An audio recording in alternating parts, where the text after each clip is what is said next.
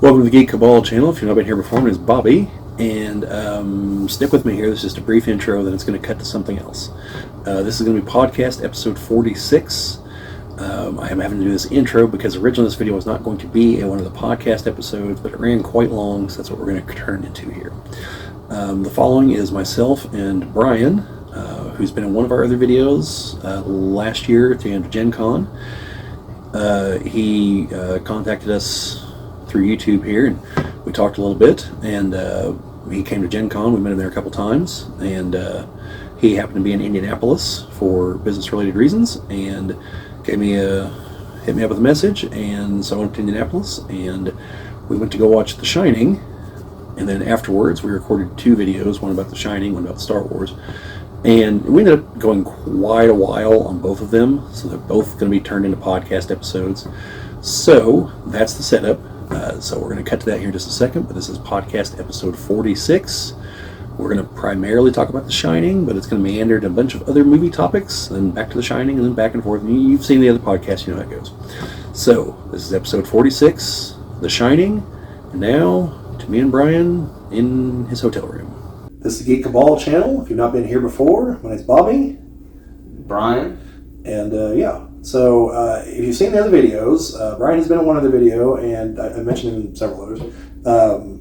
He found us for, was it Gen Con videos is how you found the channel? Yep, Gen Con. I'd never been, it was Battletech and Gen Con. I said, that's two things I just got into. So he's met us there a couple times now, and had to be here back in Indiana for some business, and we found out that a theater here was playing The Shining, so we went to go watch it. So, Bryan, just in general, what were your overall... in case it's not abundantly obvious, there's about to be spoilers, because the movie came out 45 years ago, or it came out before I was born, so you've had time to watch it. Like, I'm sorry if it's going to spoil things, but here we go. I'll keep it somewhat spoiler-free, just the overall general feelings of it, because I was trying to think of a word, and I mentioned a few different ones after we watched it. Like, I just think the way to summarize it is that it's very unsettling. It made me feel like I definitely felt I had like an actual reaction to certain scenes that I'm just feeling like this is dreadful. I don't feel comfortable. I want to know what's happening. There was actually a lot of times where I'm like swallowing. I'm like, man, like this is a lot of tension building up, and it's not like a crazy climax. It's like I feel like there are multiple small climaxes before you get to like the final like crescendos of sorts. That as a movie, I think that's pretty impressive. So in that regard, it really holds up. Let alone the cinematography, which I thought was like, I'm not a film student, but it's a beautiful looking movie. Some really good shots. They do things like I know in Wes Anderson films, he'll do that where he like goes behind like a wall and it's like the next shot, just by like a very smooth transition. They had a few of those. I'm like, I've only seen that really in Wes Anderson films. Stuff like that, and then it's all in one movie from 45 years ago. I am very glad I had seen it, and it's a movie that my mom had said is very scary, and she wouldn't want to watch again. So I'm glad I got to see it, even though I get scared pretty easily. So hopefully I don't have any crazy nightmares, but it's a super good movie. Super good. Yeah, I hope it doesn't disturb your sleep. So if you've looked into this movie, in case you haven't seen it, if you looked into this movie at all, there are probably numerous videos out there talking about the cinematography. This is Stanley Kubrick made the movie, and it's one thing in general he's known for, but this movie in particular, a lot of people who are far more versed in film terminology than myself have dissected it. So I'm not going to try to really go in depth in that because I am not prepared to actually really talk about it in film terms because I'm not a film major. So, but it is definitely like from the movie, there are a lot of shots that you see that you just don't see shots of those kind of compositions in other films. Yeah.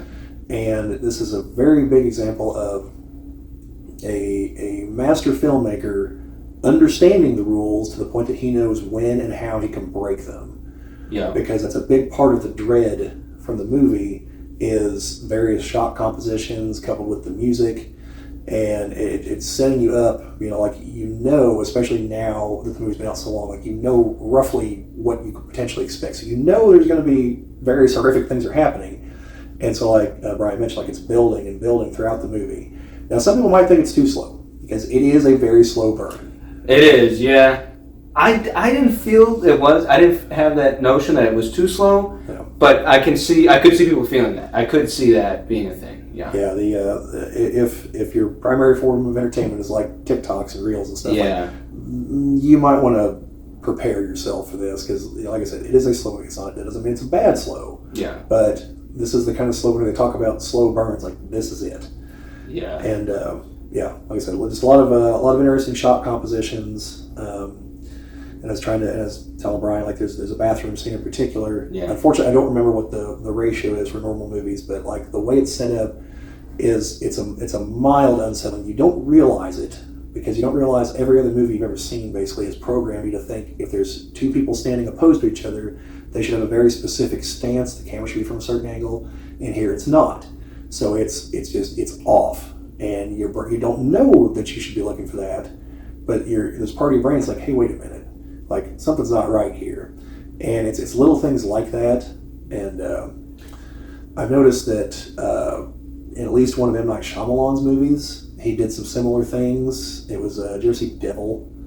No, I've watched too many M. Night Shyamalan. Yeah, I'm not gonna tell you it's a great movie. It's an okay movie. Okay, yeah. Like it's not bad, but the opening is a lot of his movies take place around Philadelphia.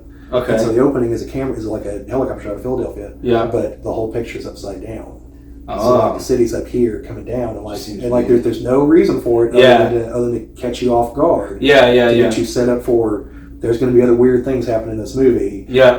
So we're just going to start off right out of the gate, and. Well, that's like so something that you just remind me of is. So I've actually recently had a couple of bouts of vertigo, and it's very disorienting. It's very disorienting. But in the movie, I watched the movie Vertigo in one of my literature classes because the professor, she thought, Hitchcock is obviously one of the most famous directors of all time. Vertigo has that, I'm pretty sure Hitchcock invented that. It's like that, they zoom in and out at the same time, and it's a hallway scene where it drags you feel like you're being pulled, like that set, I think humans have that motion instinctually. So if you start off a movie upside down, you're like, oh, all right, that's just weird. Probably feels weird. You probably feel it. Yeah. It's interesting you mentioned Hitchcock. Psycho has a lot of things like that in it. Yeah. Or I should say, I've seen the shot-for-shot remake of Psycho. I didn't actually ever watch the original all the way through. I watched the original. But since it's a shot-for-shot remake, I know it's in the original. So yeah. And there's just a bunch of weird things. Like if you ever watch it again, pay attention. Everyone gets out of the car on the passenger side. Even the drivers already, they slide across and out. And as I was watching the movie, I was like, what the hell's going on here? What is happening? I was like, the person was like, why the hell did they get out of the wrong side of the car? And it's just like, it's just happening. And you're just like, what is this? But there's something in your brain like, this is not right. Yeah. And so, you just got a bunch of things like that. It was just this thing there. That wasn't so subtle, but little things like that.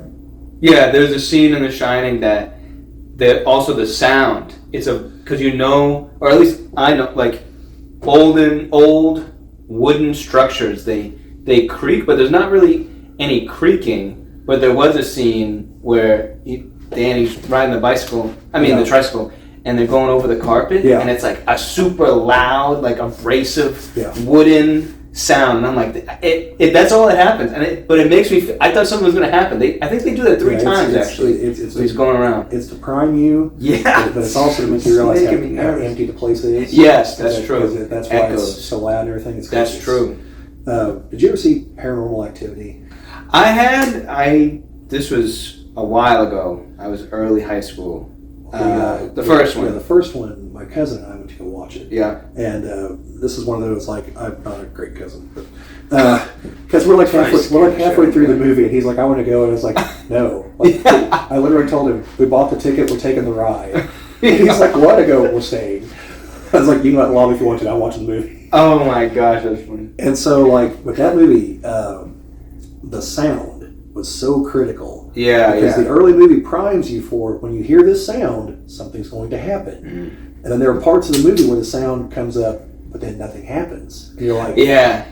What am I missing? What's happening? You know, and then it just goes away, and you're like, and so then but then later on in the movie, like it'll hit you, and you're like that dread is building. Yeah. Because it's primed you for that. Yeah. And then like the second one, because now you know what's going on from the first one. Yeah. There's scenes. I think it's the second one, maybe the third one. I think it's the second one. Yeah. There's a really cool horror thing they did where the camera is rotating, but there's a wall here. So you go over here, nothing's going on. Yeah. And you're like, all right, what are we coming back to? And it's like, nothing's going on. Then you come over here and you're like, oh shit, something's going on. And then it stops.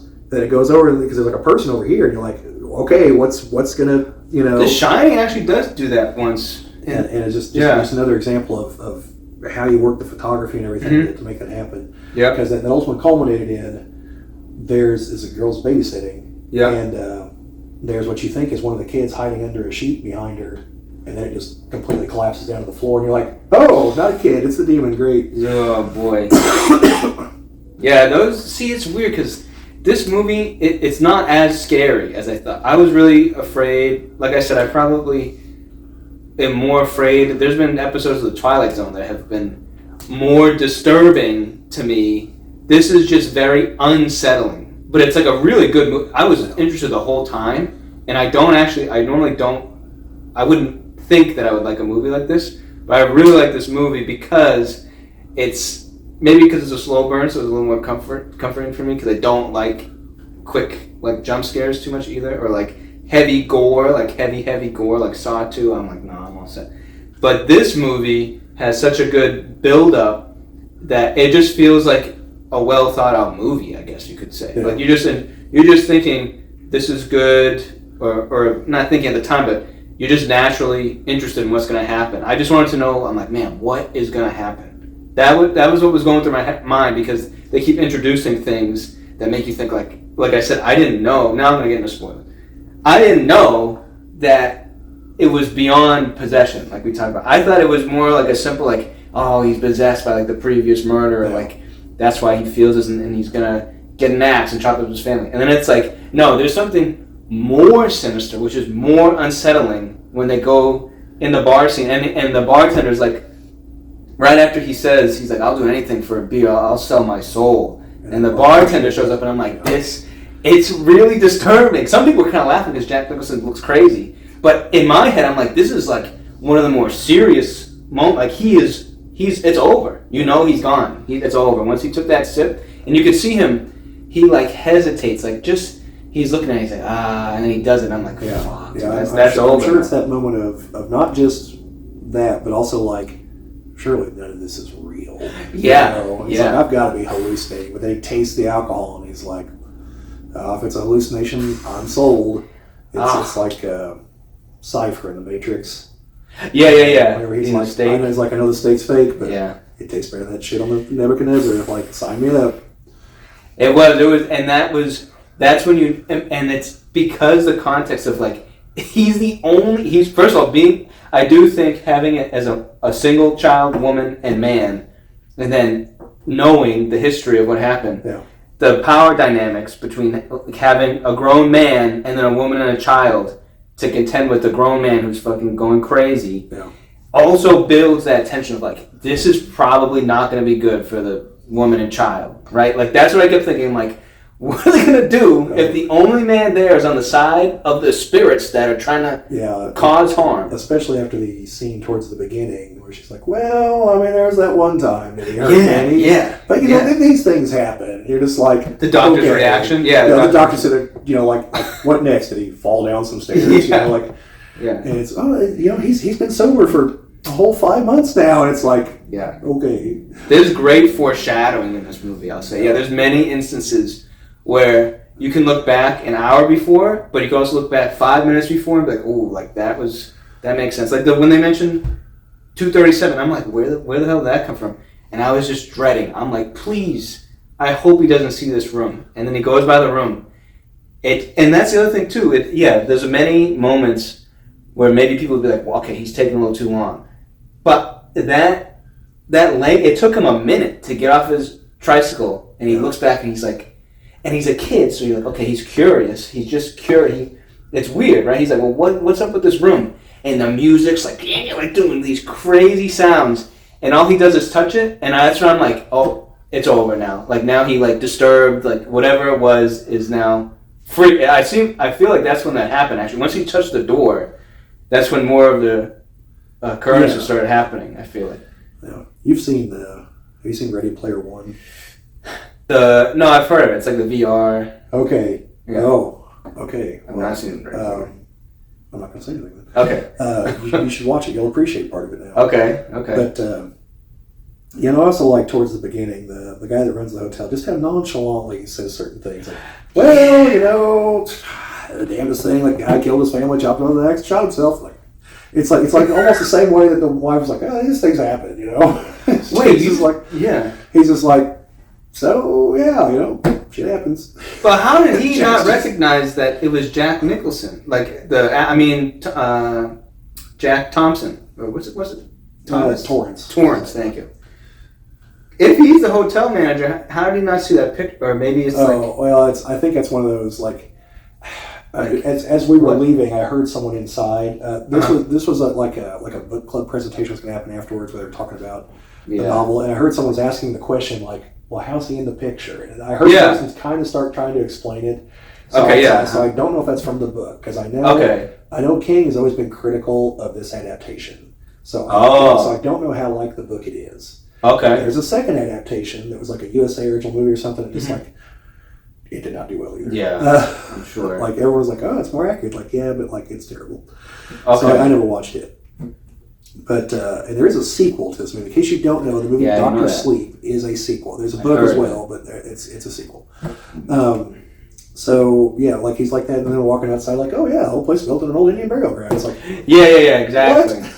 Like, and just like, oh yeah, man, like, oh yeah, like, hey, they even had to fight some off when they were building it. I was like, and you guys didn't take this as a clue, like maybe we shouldn't build this here. But see, this was 45 years ago. I just feel like those are tropes that I'm used to just from culture of like entertainment culture. I'm used to hearing or thinking that would be a bad idea. But in 1980, would that be like? I'm sure it'd be weird. Okay, so King has used that idea before. Yeah, I've heard that. In Pet Sematary, he uses that idea also. Okay. The Pet Cemetery is an old native burial ground. Okay. But it's one that the people there knew could bring things back to life. Oh.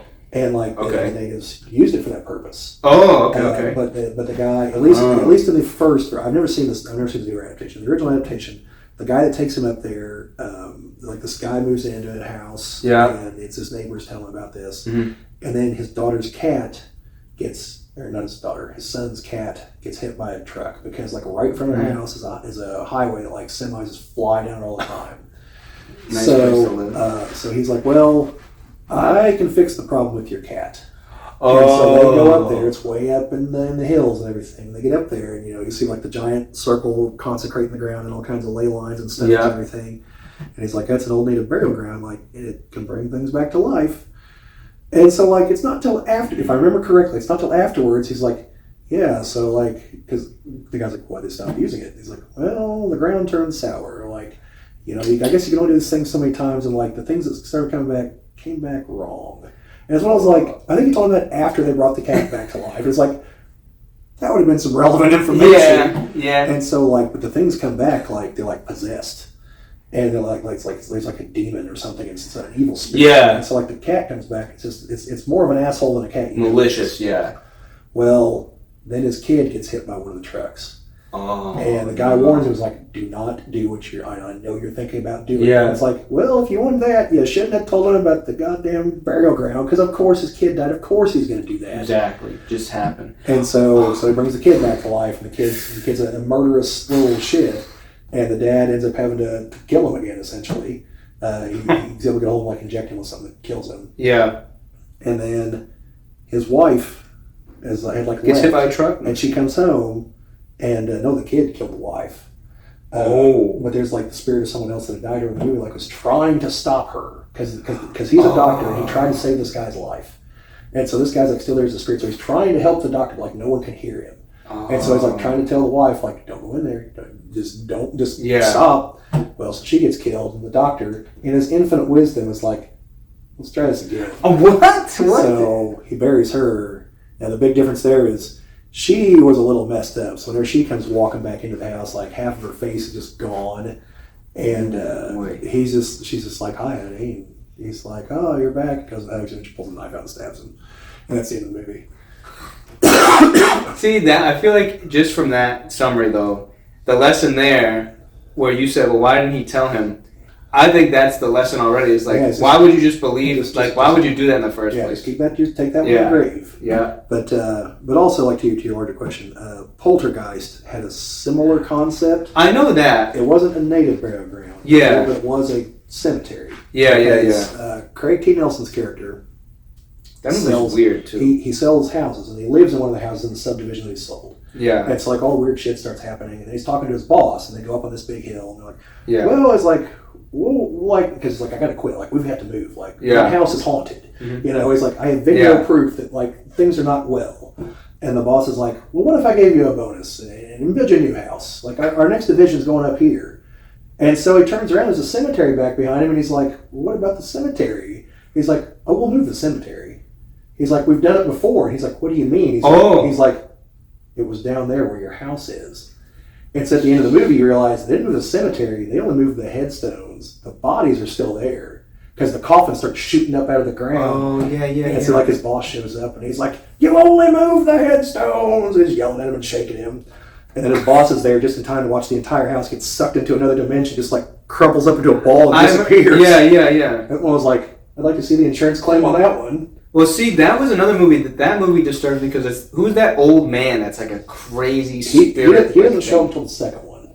So then I watched Poltergeist too. Okay. Because the first one, that happens, and then the second movie, he shows up. Creepy, dude. He shows up because he was the leader of some doomsday cult. Yeah. They let him down into a cave and they all died. Now their spirits are stuck there. Yeah. Now, Carol Ann has a pure soul that can lead them into the light. Is she the psychic woman? She's the little girl. Oh, okay. And he keeps following her into the third movie until finally the psychic woman agrees to lead him into the light, and that's the end of the movie.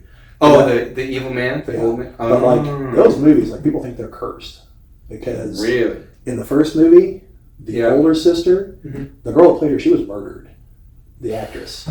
And then the second movie, the Native American guy that shows up, he died not too long after that, the actor.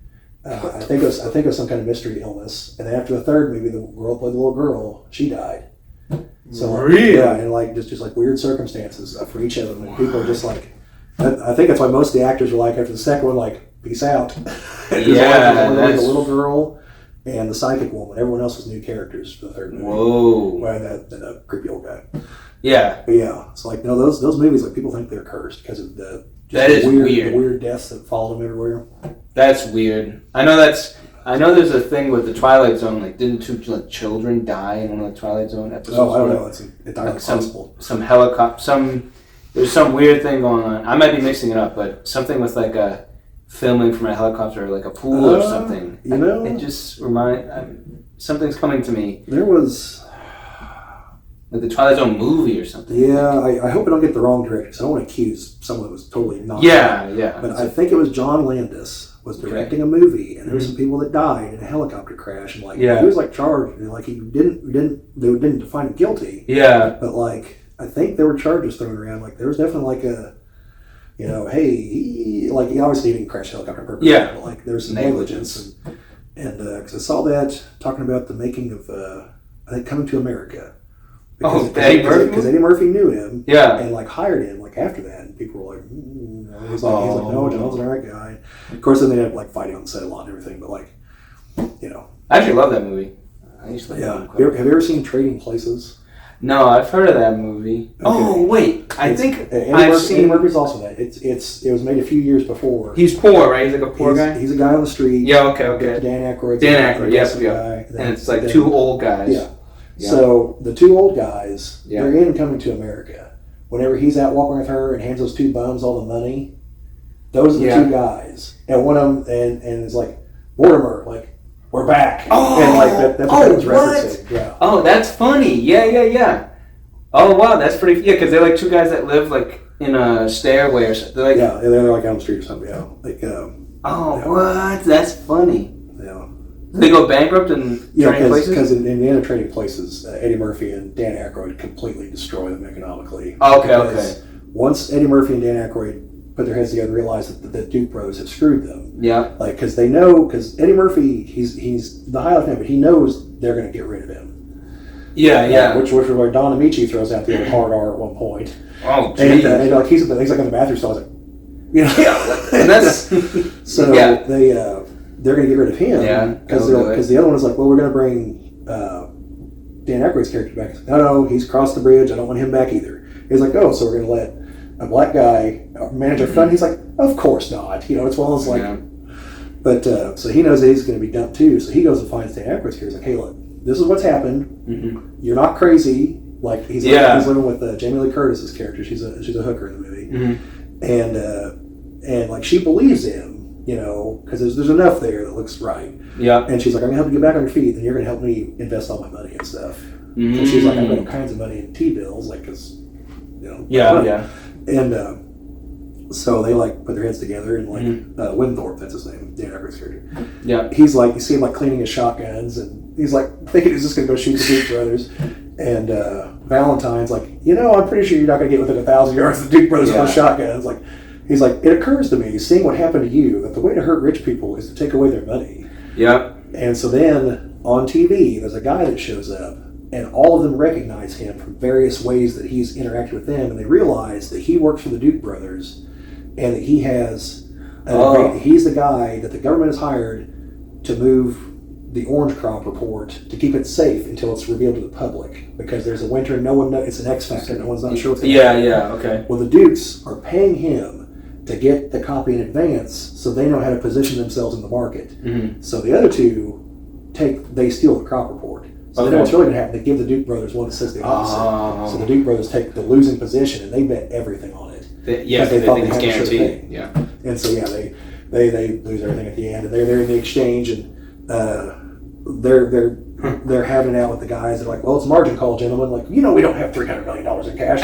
All right, well, sell the Duke seats on the board. Yeah. Like one of them starts having a heart attack, and he's like, your brother's having a heart attack. He's like, oh, fuck him. It's just like, I mean, that'll do it. And fair warning, if you've never seen a movie, like, it's an 80s comedy. There is lots of language, some language you're probably not used to. There is nudity. It's just like random nudity too. Also, if Randy's character from Scream is correct, and I think he is, this is actually the first movie that Jamie Lee Curtis took her top off in. So, okay. So there's something for you.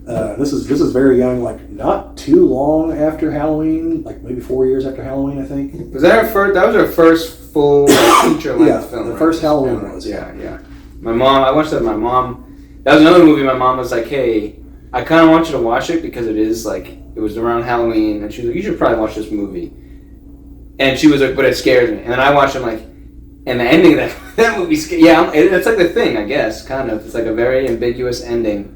Yeah. I think The Thing is way more disturbed. That's probably out of the list, like The Shining is up there now of being unsettling. I guess The Thing is disturbing, which I would say, like, disturbing is, for me, the most uncomfortable I could be. I feel like I would be like your kind of, like, I don't want to be in the movie theater. Like, this is really creeping me out. I am not comfortable. That's what The Thing made me feel. And it made me feel like that even after that I started literally thinking, like, what if this person was The Thing? Like, I felt insane. The paranoia? Yeah, I was really paranoid. I was like, if I bump into somebody right now, when I was walking home from my friend's house, I watched it on TV, and he was like, holy shit, that movie scared the fuck out of me. Poop, excuse my swearing, but scared the poop out of me. And I left, and I go, I don't really want to walk home right now. And I only live like 2 blocks, so it was like maybe a 10-minute walk. And it was dark. There was no sound. And you know what? It was in my head, but I just remember, that weird, like, that sound The Thing makes? I just kept thinking, if I hear that, I'm going to scream. I would have just been terrified. It would have absolutely terrified me. And yeah, paranoia is the word. I was very paranoid. So you want to know a few things about the movie? The Thing? Yeah. So all those effects are all practical effects. I do know that. That's why they hold up so well. Fantastic. Yeah. whenever that movie first came out, it was very poorly received. Everyone's like, "What the hell is this?" Are you kidding me? And it wasn't until like the '90s, somewhere in there, that people like had cassettes of it were like, "What are you people talking about? Like, this is primo horror." Actually, my friend told me that. Okay, yeah, and yeah. So like, it was one of John Carpenter. Like, Halloween was instant success. Yeah, it's Like, a good movie. but because of Halloween, like Halloween was so successful that NBC wanted John Carpenter to make a cut of it so they could put it on TV. Wow. So when they were filming Halloween 2, they filmed new scenes. There's a TV version Whoa. of the movie, and it's on DVD. Like, if you want to see it, the Ultimate is the one that combines everything. But like, Yeah. but it's slightly different takes. But it's also there's other scenes because they were making the second movie. The first movie never ever references that Michael's Laurie's brother. But the second Yeah. So they filmed new scenes that, in hindsight, would be like, oh, I see what they were doing there. But they were only the TV version. So, but it was so successful. I think it's Paramount that made Friday the 13th. Literally, they were like, make us this movie. We need Halloween. We need our version of this movie. Hey, I watched that for the first time too, not too long ago, in a small New Hampshire theater. And that last scene, the entire theater was all like, because I was in the back. Jason coming up out of the room. Yeah, it scared the absolute bejesus out of me. I truly, my two friends on either side of me, everybody went back in their seats because I would assume most people hadn't seen the movie before because they all reacted the same way. They literally went back in their seats because you want to talk about slow burn. It's like I just thought the movie was ending. Yeah, it's like credit music. It's nice. She's alive. Like, oh, this is so nice. She's in a peaceful lake. That's the ultimate jump scare for me. I've never been more scared from a jump scare than that. Yeah, I saw Scream not too long ago in a theater. Yeah, I definitely think some people there had not seen it. Yeah, because the way they reacted, I was like, they've definitely not seen this before. Yeah. What was funny there was that wasn't from a film print; that was from a Blu-ray player.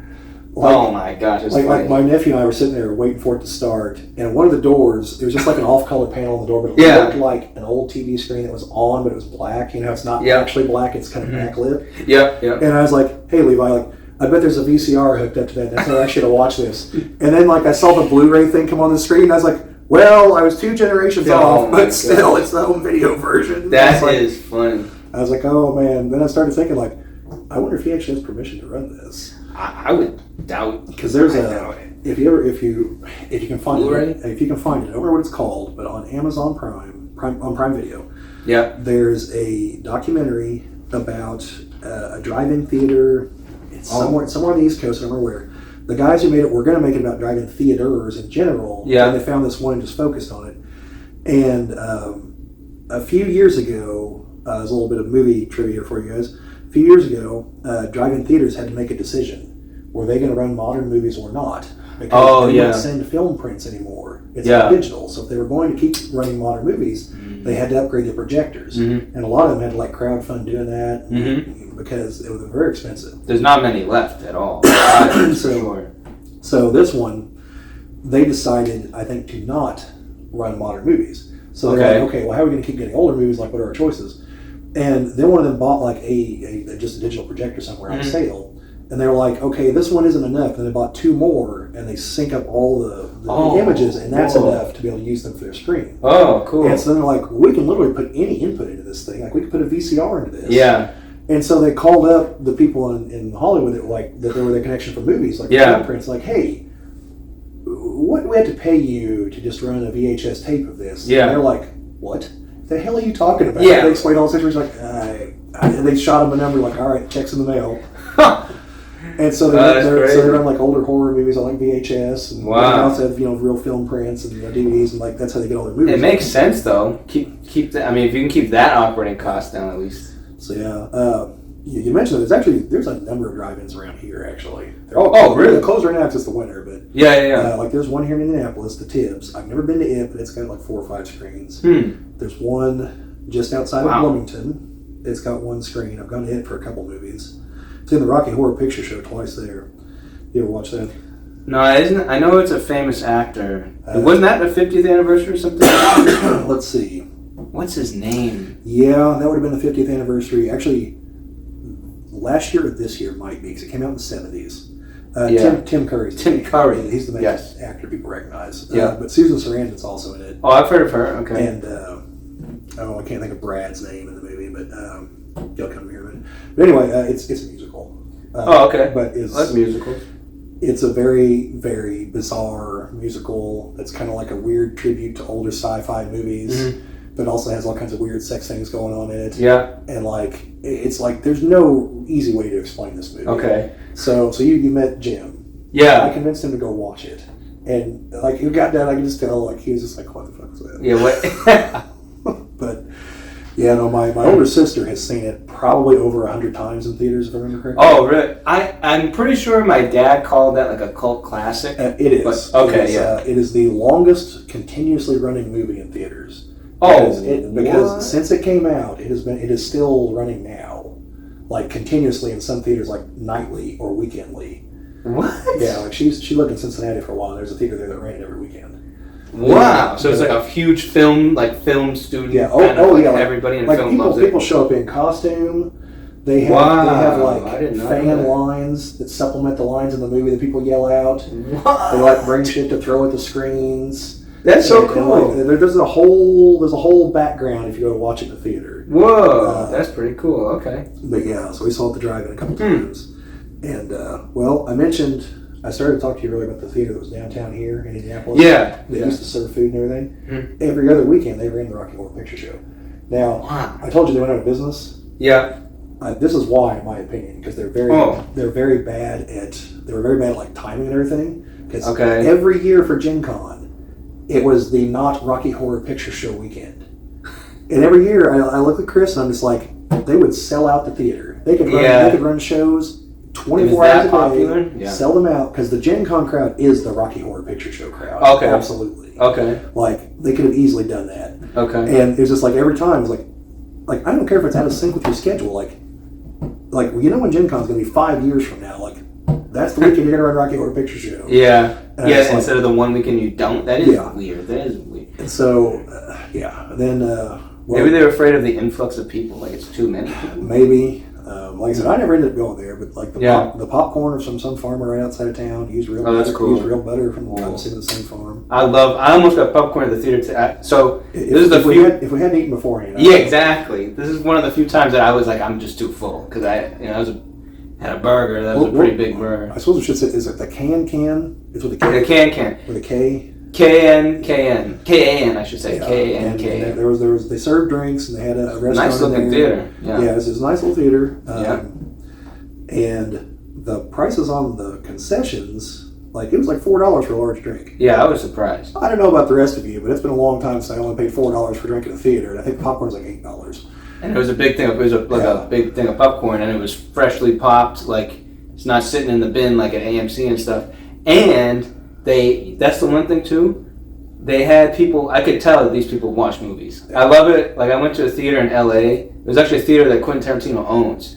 And they're just movie nerds. The whole time they're serving concessions, they're just talking to each other about movies. Yeah. And I was like, I feel like I'm in a movie, because all they're doing is talking about movies, and they don't even care that we're here to watch a movie. They just want to talk about movies while they work. So that's it. I thought that was cool. Got a fun fact about Quentin Tarantino I found out from you ever see the Honest trailers on YouTube? I've heard of Honest trailers. Okay, well, there was one for Kill Bill, because they released the version where it's both parts of it is one single movie. Oh, when they do that? About a month. Wow. Okay. Well, Levi and I went to go watch it. It was a 4.5 hour long movie. I would love to go watch. Oh, I wish I saw that in theaters. Damn. And I'll tell you about it in a second. But for the Honest trailer for that, I found out that Quentin Tarantino's in an episode of The Golden Girls.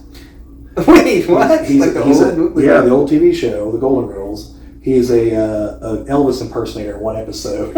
Because it showed the freeze frame, and I was like, holy shit, that is Quentin Tarantino. Like, he was probably in LA, and so he was like, hey, you want a bit, like a part? Yeah. But that's cool. So that movie, it wasn't just part 1 and part 2 edited together. Yeah. There were changes. Okay. The anime sequence in part 1. Oh, I heard. So my friend was talking about this. That was almost twice as long. Yep. Because there was another huge part of it. That's cool. And then the fight against the Crazy 88 towards the end of part 1. I love that fight. Never goes to black and white. It stays color the whole time. Oh, it's longer with more parts in it. I could definitely tell there were different angles and different parts. And you know the guy, the last the ball guy? No, not Johnny Moe, not the final boss, but the kid that she just takes his sword. Oh, yeah. He's in an earlier part of the fight, too. She sees him and is just like, what the hell is this? Like, grabs him, throws him at a bunch of other guys. Also, at the end, you see her, she has Sophie Marceau there in the trunk. Yeah. You see her chop her other arm off. Oh, shit. So she definitely chopped her other arm off. But it stops before half the reason I went to go watch this because I had to know how they were going to do the transition from part 1 to part 2. Part 1 has possibly one of the greatest cliffhanger endings ever in a movie. Yeah, because whenever like Bill's just going along and finally he's like, does he know her daughter's still alive? Yeah. It cuts to the music and you're like, what? Dude, I love you floor us with this, then cut to the music. So it stops earlier in the conversation. That scene's not in the movie. Oh, so really? If you've only ever seen them together, you find out when she finds out that her daughter's still alive at the end of the movie when she busts in on Bill. Oh, that's cool. So that part where Sonny Chiba is talking about how like revenge is a twisted path, like that, like from there basically it's just no longer. Mm-hmm. But the music's there because that's where the 15-minute intermission was. That's cool. And then how part 2 opens up with her driving in the car and like talking about like, I went on a roaring rampage of revenge in part 1, Yep. That's not there. It jumps straight to the black and white, the wedding. Okay, yep. So Samuel Jackson. Yeah, there weren't a whole lot of additions to part 2 that I recall. It's all, most of it's in part 1 as far as the changes. Okay. And then, like I said, it's one overarching movie. There is a deleted scene that they did not add back in, and I was kind of surprised they didn't. It's Bill and Beatrix are in China, and like this guy shows up and is like, "You killed my master." And it's got it's Michael Jai White, but he sounds like he's Australian. He sounds like, "You killed my master, Dymo," and you're like, "I know you don't sound like that. What is going on here?" And Bill kills all those guys and takes him out too. In like the street, So I was kind of hoping that would get put back in, but oh well. That's what's funny because my ex, I guess, was a film student and was really into films, and she had never seen Kill Bill. And I was like, I'm gonna be honest, this is probably one of the coolest movies. Like, I really think you would enjoy this movie. And she was kind of like she liked having like a strong character, like a female lead that's like not just a pushover, like a need a man, like. And I'm like, I actually know the perfect movie for that. Yeah. Because every time I think of that, I'm like. For me, I just feel like they do well showing that she was vulnerable, and because of her vulnerability, she's just that much more fucking pissed off that like she was like, I was at my most vulnerable time and expecting a beautiful thing to happen, and then you did you did an unspeakable act to me. That is that will not go unpunished. Like, I will devote my entire being to this case of revenge, which you see that in the movie and you're like, she is so fucking cool. Like, she is such a badass. But she never wavers. She never shows mercy until, like, maybe very, very minimally. But even then, she still kills Bill, right? That's the movie. She's like, I'm going to fucking kill Bill. It doesn't matter. With the daughter and stuff, you would think, like, oh, maybe she softens up. Remember, Bill kind of talks about it. Yeah, well, you can tell whenever Bill is talking, he's trying to get her to that point. Yeah, exactly. Because, like, he says a few things, like, he's like, oh, she said this the other day. Mm-hmm. And then, like, you can tell she's not reacting. He's like, and, kind of, like, quickly changes the subject. He's trying every avenue he can to wear her down. Mm-hmm. And even at the end, even when she does commit to it, like, once she does, she's crying because she doesn't love him. Yeah, yeah. And he, But she had to kill him. Yeah, and I'm like, that's pretty cool. That's pretty cool. That's a cool character. So let me ask you a question, though. Yeah. Because I didn't think about this until I watched it in theaters last time. Yeah. Seeing it all together, something hit me. Mm-hmm. When she goes after everyone before Bill, she only brings the sword with her or a knife. Yep. When she goes after Bill, she has a gun and leads with the gun. So maybe she was afraid of Bill. So is that she was confident she could kill all the others? And she knows Bill's the most dangerous opponent? Or is it she hates Bill so much she's not even going to give him a chance? She's just going to blast him. Or is it both? Like, I wish I knew which one it is. You know what? Maybe it is both. I think it's both because going off what I just said, she needs to kill Bill. Yeah. So whatever she is going to do, if she thinks that he is that skilled, she will do anything to kill Bill because that's the main objective. But it could also be, because there is a lot of instances of some respect or mutual respect shown. Like the woman, who's the one that dressed up as a nurse and sings that thing from Twisted Nerve. Yeah. The driver. She respects her. Even she says, like, I respect it. Like, you're a badass, but I also hate you because Bill loves you and not me. But even somebody who she despises her still shows respect to her. And there's many instances, like Copperhead, like the first woman, is like, oh, I know you're a badass. Like, I would rather not want to fight you because my daughter's on the way. Like, you know what I mean? There are many instances where she's shown respect, but she is usually not afraid. You're right. She's usually not afraid. So maybe that is... I would say both. Is my answer. That's a good point, though. Because I know she also knows that Bill knows she's coming. Yeah, exactly. The only one she gets the drop on is Oren. The rest of them know. Yeah. Well, she gets the drop on... No, I guess you're right, yeah. Sophie... I don't know if Sophie... Wasn't Sophie caught in the bath? She was like, you stay fucking right there. Yeah. I love that. I love how... Because Sophie was one of those ones that... Even though she didn't do anything directly, her demeanor when she's laughing on the phone, and I'm like, she needs to die. She's gonna die brutally. Yeah, that was messed up.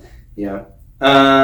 Johnny Mo though, I used to make the what with my friend whenever if we had like noodles in a pool or something. I would do the Johnny Mo and I just like spin around because I thought he was so cool because I had not watched. I know Quentin Tarantino obviously was like inspired by other. Like Hong Kong action films or maybe samurai. Who's the famous director from Japan that like did Seven Samurai? Akira Kurosawa. I'm pretty sure Quentin Tarantino has like blatantly just said like, yes, I watched those films and I was heavily inspired by them. I know George Lucas is heavily inspired by them. Yeah, that's true too. Like Bruce Lee films and stuff. So I had watched some Bruce Lee movies when I was younger, actually, like Big Boss and like Enter the Dragon and things like that. I think it's Big Boss. But I had never seen that level of like, or not gore, but like visceral, like ultra violence. And then whenever Johnny Mo gets stabbed, and he's like, I've been like fucked up this whole fight, and I'm still gonna try and let them kill you. I was like, this dude is so cool. And then he just gets tossed aside, and then the Go-Go girl. What's her name? Gogo Yubari. Gogo Yubari. And then that, dude, oh man, Kill Bill is so... I like part one better, I would say, personally, but I haven't seen part two in a while. I've rewatched part one a couple of years ago. Part one's more of the Kung Fu movie, part two more of the Western. Yeah, that makes sense, with his brother, Bill's brother. What's the actor's name? It's Michael Madsen. Michael Madsen. He passed away last year. Oh, did he? Okay. Yeah, a lot of people were like, they're like, he was nothing like the characters he played. Like, he's a hell of a nice guy. And his sister's still alive. She's an actress, Virginia Madsen. Okay. And have you ever seen the 1984 Dune movie? No, that's David Lynch, right? Yeah. No, I have not seen it. If you ever happen to see it, she plays Princess Irulan. So. Okay. Who is she? She's the Emperor's daughter. Okay. So, she's got red hair? No, they have red hair? The Harkonnens have red Harkonnen, hair. okay. Yeah, that was one choice in Denis Villeneuve's Dune movies I didn't understand. Like, the books are very clear. The Harkonnens all have red hair. Yeah. And I'm a little partial to that, so... You know, since I also have red hair. Not a Harkonnen, though. Those are great movies, too, by the way. I've been trying to have... Yeah, I like the movies overall. Yeah. But it's like, they have flaws. The 84 one has flaws. Yeah. The Sci-Fi Channel one has flaws. Like, no one's actually completely nailed adapting it. Like, no one was close. Yeah. Like, in my opinion, his single biggest mistake is that in the books, Chani's not like questioning Paul. Chani's like ride or die. She's not like, oh, this is gonna hurt our people. It's like, what are you doing here, Villeneuve? Like, no. She was like, all right, Paul, let's go with the plan. Okay. But I kind of I think that's a little more interesting to add some. Well, see, I don't know. I haven't read all the books beyond the first The big one, potential problem is the next movie. Okay. Because she and Paul are supposed to have children. And I don't know how it's going to happen after part two. She left, yeah. Yeah, unless she's already pregnant and doesn't know it. There is a scene where they spend the night in the desert, right? Because Paul has a version of the type of power someone like him can have. Okay. but it's not fully developed. Yeah. His children's version will be. Okay. Because Paul doesn't know it yet, but the golden path is a trap. Okay. It's not a pathway to power. Okay. Because you have near perfect prescience. Yeah. The future will not be a surprise to you. And That's so weird. you're Okay. trapped. You can't Oh, do anything. I see. Oh, wow. And so yeah, Paul has one off ramp, and he takes it. It's whenever he stares into a nuclear blast and is blinded, both physically and psychically. Oh, wow. And so that'll happen in the next movie. Holy so shit. it follows the books right Yeah, now. yeah, yeah. But he has twins with Chani. Okay. Well, his sister, who's not yet born, and she's in the book, she was already alive. In the movie, she's like speaking right through. Yeah. Because in the books, she's the one who kills Baron Harkonnen, actually. Oh. Psychically or something? No, stabs him with a Gom Jabbar. That's pretty cool. And then, Man. he gets blasted out into the desert, gets eaten by a worm. That's a good villain, by the way. I like him a lot. But in the womb, she's already self-aware because... In the book, you mean? Yes, Okay. because her mother is a Reverend Mother and has those powers. Yeah. They're not supposed to have children whenever they're under the influence of the spice, because that's what'll happen. Oh. And the Bene Gesserit consider them abominations because they're too powerful to control. Yes, yeah. Because they're self-aware, but there's another aspect to what their powers are. They have the memories of every one of their ancestors going back 50,000 years. Back the Bene Gesserit, back to Earth. The Bene Gesserit? Well, the ones that are born like this. Oh, okay. They have the memories from the time that person was born to when they conceived the next person in the chain. Jeez. So they have what amounts to 50,000 voices in their head, which drives people crazy. Oh, yes, okay. And so Alia was like that. So whenever she was born, she already had all the powers of a Reverend Mother and all the knowledge and everything. So she's like 2 or 3 years old. She kills Baron Harkonnen.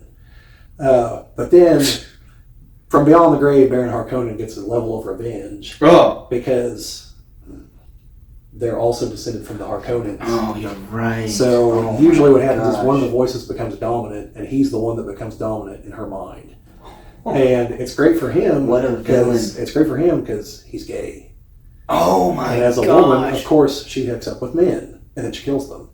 Because Baron Harkonnen is also a sadist. Yes. So that's why they had to get him drunk to have a kid, to have Paul's mother. Oh my gosh, this is huge stuff right now. Wow. So whenever Paul's kids are born, they tended towards Paul and Chani as the voices they listened to. So they were a lot more stable. They weren't psychotic. Yeah. Well, Paul is blinded, so by firm tradition, he walks out to the desert to die. And so... why is that when they're blind? When they're blind, because they can't contribute anymore. Yeah, okay. So Alia, his sister, takes over as the regent, and also as the head of the Fremen. And the second book is, you saw the end of the first movie, what Paul's final words were to Stilgar. Yeah. Bring him to paradise. Mm-hmm. You know what he means by that, right? Yes. The jihad. The jihad. Yeah. Across all of human-controlled space. Any planet that won't bend the knee, kill everybody. They really do that? They're going to kill millions of people. Wow. Like Frank Herbert wrote the second book because he realized people didn't get the point of the first book. The point of the book, the point of the book is don't look for a savior. They're just using you. Yeah. And so he's like, people don't understand. It's like, so he had to write the second book to explain, no, Paul's going to go wipe out billions of people across the universe. Like he's going to be a genocidal madman. And damn. So then he leaves. So Alia takes over, and Alia is it's essentially Baron Harkonnen in a female body. Yes. And so it ends with Paul's son, Leto II, has to fight her and kill her. And the two of them are both superhuman speed and everything. But Paul has gone the extra, or Leto II has gone the extra step of the next step in the path was the sandworms. Yeah. Okay, well, the baby versions are called sand trout. They're smaller and they live in water actually. They're in the first movie. So he merges with several of them. Yeah, they burrow down into his skin and into his nervous system and create like an impenetrable armor. Whoa! That makes him stupidly strong. Like the transport ships they used to come down to the surface. Yeah. He picks one of those up and throws it to demonstrate to everyone how physically strong he is. Whoa. So he kills his aunt Alia, and then he becomes the emperor. Cool. And he marries. I think he marries into the Carina bloodline. I think. To legitimize everything. But the last part of the book is him, because now he realizes why his dad never did it. It's too late, though, because he's trapped, because now he can't die. The omniscience. Yeah, and so the last part is him literally with his head in his sister's lap, like, help me die, find a way to kill me. He lives for over 10,000 years, controlling the Imperium. And but knowing everything that's going to happen. Knowing everything that's going to happen. And he does that being just the most, like, ruthless asshole imaginable, to make humanity never, ever want to have a ruler like that ever again. Whoa. He's doing it all to get humanity to the point that they're like, fuck you people, like, we're going our own way. Like, and also, I haven't read the later books, I picked this up from videos, but I guess he also sees that eventually the machines do return. Yeah, it's like that. Because before... Yeah. There's the machine crusade at some point, so thinking machines have been outlawed. I've seen some of that in the show. I watched some of the show, and they like get that machine. Like, what's this child doing with the machine? Yeah, so the thinking machines have been outlawed because they warred against humanity and almost won. So they've outlawed thinking machines. Well, eventually, more thinking machines return, I guess, or things that are close enough to them. But he knows that some of them will also develop prescient abilities, and they'll try to use them to wipe out all of humanity because they'll find them.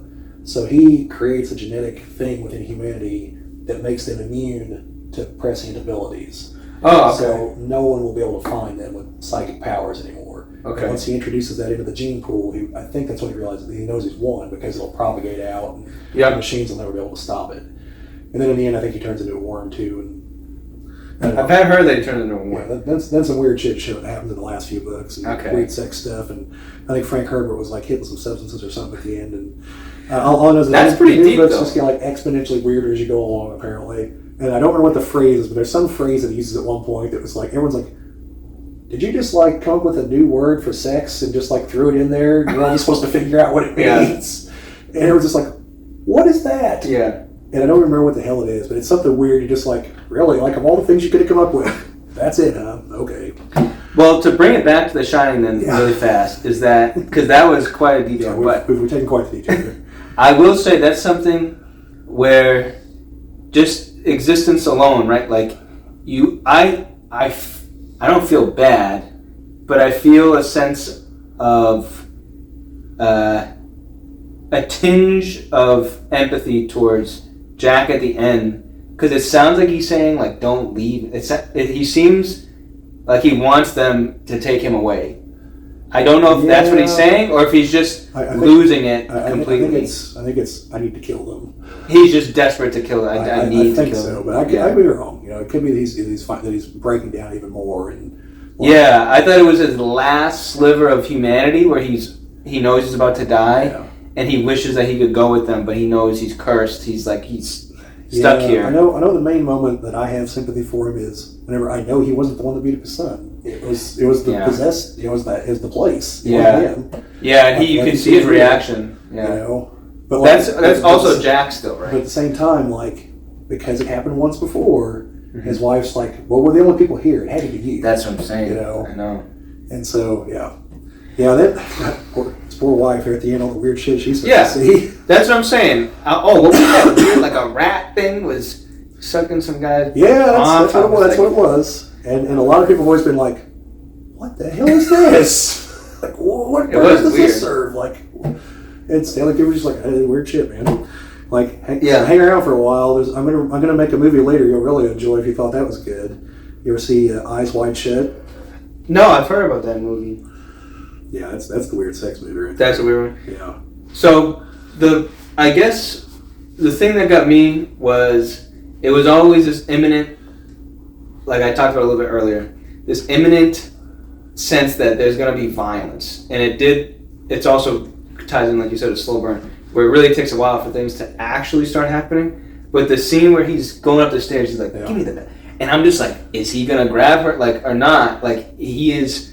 that he's crazy at this point. The moment that you know that violence has finally arrived, what's going to happen. Yeah, and they literally walk from... So first of all, I thought somebody walked in front of the projector for like a split second. Yeah. When he comes into the frame on the right, that's because there's a few people that walked by, and I said, who is this clown? For just a second, I go, wait, that's Jack. And that makes a lot of sense, and that is scary. The slow, like, 5 or 6 minute walk all the way through the room. All the way up the stairs. Yeah. And she at the top of the stairs where she knows she's hit her limit, and he knows that he's getting pissed off. Really, he's like, stop swinging the bat, because that means that I think it makes me feel that there are times where he is still slightly there, or the human version of Jack is still slightly there, because it's almost like he doesn't want to believe that he deserves to be hit by, like, he's being the bad guy here. Yeah. It's like he's frustrated, like, hey, stop swinging the bat at me, like, I'm not the bad guy. Yeah, but she's completely disturbed. Listen to Grady too much. He's going to correct them. Yeah. And speaking of that, Grady was also, that was a crazy turn where I thought, because I'd never seen it, I never seen the movie, I don't know anything about it. When he was like, you're the landscape, or the groundskeeper. No, sir, you're the caretaker. Caretaker, thank you. I was like, what? I'm like, whoa. He's like, oh, I'm not the caretaker, I'm Grady, what are you talking about? Yeah, you see him, he's trying to wrestle with it. Comes that moment, like, I have a wife and daughters, I had to correct them. Yep. Now you have to correct your son. It's like, oh, so you're just leading them on, like, you know exactly who you are. Yeah. Great. Yeah, it was, and again, that was the scene with those weird angles. Yeah, weird shot composition. Where it makes you, I think that's what it is. It makes you feel like they're isolated, even though they're right next to each other. Because it never shows anything else other than Jack, like, looking at, it doesn't even seem like he's looking at Grady. And then Grady's just looking, like, down, but to, like, a weird angle where Jack is, like, here, but it looks like he's looking over here. Yeah. And then when Jack looks at him, Grady's like not there. There's just a mirror, and then Jack like right here. There's a lot of mirrors in the movie too, actually. Yeah. A lot of mirror, and then obviously with red rum. That was the other thing too. My mom had mentioned red rum before, and I was like, so I knew about that too. That's not really like a huge surprise. I'm sure when it came out, it's one of the things people always mention, but like yeah. So I figured there was a really good chance you already knew about that one. But. Yeah, that one I seen, and then the scene when she's. I had heard too that actually she had to do that scene like 50 times. I heard that she was asked to do that many times because she passed away recently, didn't she? Probably Shelley Duvall. Like a year or two ago. It wouldn't surprise me. She'd be getting up there. I had read that. I know a lot of people are very critical of her acting in that movie. Really? I thought she was all right. Because she's only in a couple other movies, and everyone's like, yeah, that's why. Like, because I think the main other movie people know her from is the Popeye movie. She plays Olive Oyl. I can see her. One of Robin Williams plays Popeye. Oh, I haven't seen it, but she could fit Olive Oyl. I can see it. I thought I thought the costume design was good. She had a few different like cool outfits. She had there was a lot of stylistic choices in the movie. Where at first I thought that maybe everybody's already dead in the very beginning. I thought everybody might have been dead because the hotel manager had like older like 60s style clothing, and I thought like, isn't this like supposed to be like modern day, like kind of like in the 80s, right? It's not set in the past, right? It's supposed to be like 70s. Right. I didn't know it came out in 1980. I thought it came out in the late 70s. So I assumed the movie's in the late 70s because that's what the fashion looks like. It's late 70s. So. Yeah. So that's why I was like, maybe I just don't know exactly like it's not that old, much older, the fashion sense. It was just kind of around the 70s time. So that was off, but it was. I think the first scene that made me feel like something was up, even though I knew it was a horror movie, was when the manager said like, "Hey, I got to tell you about something," and then it pans to the other guy who's just like clearly very disturbed to like have to work at this place. Like he's like, "Yeah, nobody likes this." Like, and I'm like, Jack's kind of laughing. He's like, "Oh, well." Man, he gets serious. He's like, that is disturbing, but, that's all right with me. And the guy's like, oh, good, all right. And then the guy's just like, man, I don't like hearing that. I could see why they wanted to leave that up to you to tell them. Yeah. Oh, my wife loves ghost stories. She'll. Yeah. And it's like, she's about to live one, dude. Like. And then the foreshadowing, she's like, we're all going to have a good time. Like that. Oh, Tony, too. That's another. The Tony thing was kind of interesting because I thought at first Tony wanted them to go, but I think most of the time Tony just says like, we probably shouldn't go here. I can't do anything about it. I'm just like an observer. I'm just here. I'm just in your son's body. I don't know if that happened to Dr. Sleep, more stuff with Tony. I think he has more control over things at that point, if I remember right.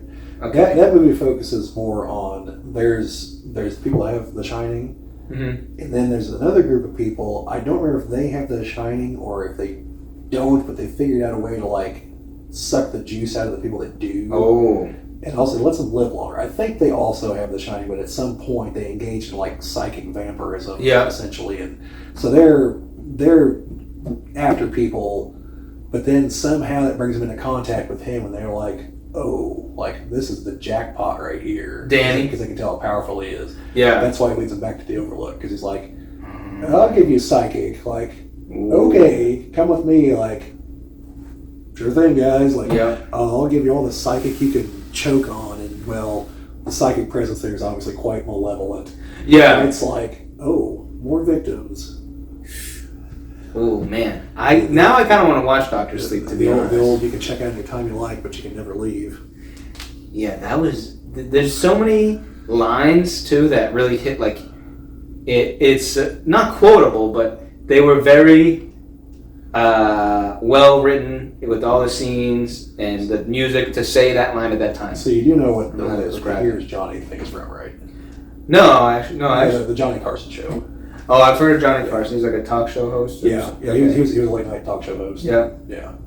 He had the biggest talk show. Oh, okay. And that's when he came out on stage like, "Here's Johnny," that's why the line is in there. That's from that. Dang. Well, to be frank, I think The Shining. I put it up there in movies that I will never forget. I can't say like if it's a top 10 or whatever, but I now will think of The Shining for certain things, or if people talk about The Shining, it'll all come back to me like these images. Like that's the other thing too. It is recency bias, I would say, but it's I just feel like there's like probably close to 100 shots that I'm like, wow, that is like a great sequence of events that. For 5 seconds, I'm like, wow, I'm gonna remember this. Like that was really cool. Like this is really good. When he sits down even him sitting down at the bar, and then scenes where he's on the tricycle the first time, and it's these like sharp angles, and the camera's like just far away enough that you can't see like if somebody was gonna be in front of him. I kept almost covering my eyes because I'm like, something's gonna be right in front of him. Like it's gonna happen because it's just right there. You know the aerial shot where he's on the road with all the hexagons. Yeah. Like people made like shirts and stuff with that pattern on it and everything. Like that's what it's from. That's why they've done it. Oh wow. So yeah. Was that the thing too? Like I wonder. So it also reminded me of The Thing a little bit. The movie The Thing, where. When I watched it the second time, it was immediately creepy because I realized that the thing is the dog, right? Yeah. And I'm like, holy shit! And because they're like trying to like, you gotta kill it. The from Denmark or something. Those people. Yeah. Have you ever seen the other one? No, I heard it's a prequel. It goes to the other camp. Yeah. And I didn't realize it was the part way into the movie. I thought it was just a remake. Oh. Then you get part way in, and you realize, no, this is the '80s, and like no, these are things that I remember from The Outpost, and then finally. That's why the absolute creepiest part of that one is the end. Because the end is Lars getting in the helicopter chasing off after the dog. It's the same music from the end of the first one. It's that slow like dun dun dun dun. You know John Carpenter makes the music for most of his movies. I thought it was some. No, not The Thing. Oh, okay, yeah. The Thing it was famous Nico Morricone. Yeah. Because I saw Joe Bob Briggs when I was talking about that, how like horror movies never get the recognition. Yeah. And this was his example because he used the same music. He used the same music, some of the same music in The Hateful Eight, won an Academy Award. Yes, I saw that. Yeah. And it's just like it's the same music. Like he just literally poured it over, and that's a different movie. And they're like, "Oh, that's awesome!" and give him an Academy Award for it. I saw Quentin Tarantino was actually saying like that was actually something he wanted to shed light on how great of a composer they were. Yeah, well, I liked Joe Bob. Like he tries to find like lesser known things. Mm-hmm. He's not. I mean, he acknowledges that some of the other stuff that's really popular is good. Yeah. But he wants to find it, and so like him and his co-host were talking about like, well, what do you think is the most famous like horror movie theme? And they're sitting there racking their brains for a good 2 or 3 minutes before they finally both conclude it's got to be Halloween. And you can tell it's killing them saying that because Halloween's like one of like the uber horror movie that made tons of money and everything. Yep. And they're just like. It's got to be Halloween. It's like, well, it's a catchy. Like John Carpenter did make that one. That's pretty impressive. He made that. You ever seen Big Trouble in Little China? No, I had somebody talk to me about that. That's a Kurt Russell movie too, yes, right? Yes. Kurt Russell's worked with John Carpenter in like 4 different movies. Because in The Thing, yes, Big Trouble in Little China, then Escape from New York and Escape from L.A. Yeah, because my coworker's a big fan. He came in and dressed as Mike Myers on Halloween. and because you're just walking by, like, ooh, Mike Myers in an office would be pretty scary, actually. But Big Trouble in Little China it's good. I heard that's so. Like what we were saying, it's like on the level of quality of like what you would expect for a good John Carpenter. It's not like most of his other movies. It's a fun action adventure movie. But it's a good movie. Yes, it's good. There's not like the dread that most of his movies have. It's not a horror movie, and it's a fun action movie. And then, although apparently, if I'm to believe Joe Bob Briggs, because this was like this huge setup for a joke. Yeah. And I'm going to go ahead and tell you the joke, and I'm going to go ahead and warn you. I didn't create this joke. It is slightly off color. Just fair warning. So he's going on about how this is like a 5-minute setup to this. I'm not going to go into it. Yeah, okay. He's talking about how like a bunch of Chinese American groups like, oh, can you make a movie like this? I was making fun of our beliefs. Yeah. And he's just like, I just made this shit up. You can believe something similar to this, And he's going. Yeah. And he's like starting to talk about the people in the movie. And so there's a guy in it. The guy that plays Egg Shen is named James Wong, if I remember correct. Egg Shen. I think he's James Wong. And then there's another character played by a guy named Carter Wong. And he's a big martial arts guy, and he's going in his background. And so, like, after this huge setup, he's finally like, but then in the end, Fox just decided that 2 Wongs would make it right. And, like, there's a guy, because, like, his set looks like a trailer, and he's in, like a fold-up seat, drinking his beer. Like, one of his guys literally just falls into the scene from off camera. And they're just like, Jesus, Joe Bob, that was so bad. Yeah, this is a build-up. And he's like, I told you it was a bad joke, but you wanted to hear it, 5 minutes is crazy. And I was just like, wow. Like, this has got to be the greatest episode of Monster Vision ever on TNT. But, yeah, I should check it out. I really should. I have not seen Escape from New York. I have seen They Live, which I like a lot. Yeah, They Live was good. That's a good movie. That's a good movie. That's one of those movies that, like, you watch it now and you're kind of like, like, maybe there's something to this. Oh, for sure, 100%. All the 100%. Like, once he is able to put on the glasses and see the subliminal message behind everything, you're just like, if you were to release this movie today, people are like, that's a little too on the nose. It certainly is, and it's also probably 40 years old now. Yeah. That's like probably mid-'80s, though, I feel like. Maybe mid to late 80s. So, the scene where Roddy Piper and Keith David have a fight in the back alley? Yeah, I love that. That's an actual fight. I know, my friend told me. Because they're like, John Carpenter's like, you guys are both big guys. Like, you're a wrestler, you're a big guy. Could you, like, let's tussle it up a bit. It's like 5 minutes. And so, like, they start off, it's a movie fight, and one of them lands a real punch, the other one's basically just like, it's on, motherfucker. And they just go at it. And it's great. It's because it's all on film, It is. It's really cool, and they go in dumpster swill. I'm like, this is like, but it's actually perfect for the movie because he's just like, you are so insane, get the f away from me, like, oh, the goddamn and he's like, no, dude, like, you're crazy. And then obviously he has motivation to be like, you need to see this, so he's gonna be like, I'm not leaving until you put on the glass.